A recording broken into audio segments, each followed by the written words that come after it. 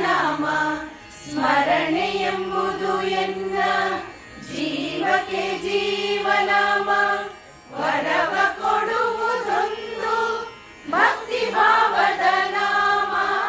ವರವ ಕೊಡುವುದೊಂದು ಭಕ್ತಿ ಭಾವದ ನಾಮ. ಈ ಪರಿಪುಸಿಯಲ್ಲ ಶ್ರೀ ಪುರಂದರ ವಿಠಲ. ಈ ಪರಿಪುಸಿಯಲ್ಲ ಶ್ರೀ ಪುರಂದರ ವಿಠಲ. ನಾಮವಿದ್ದರೆ ಸಾಕು ರಾಮ ನಿನ್ನ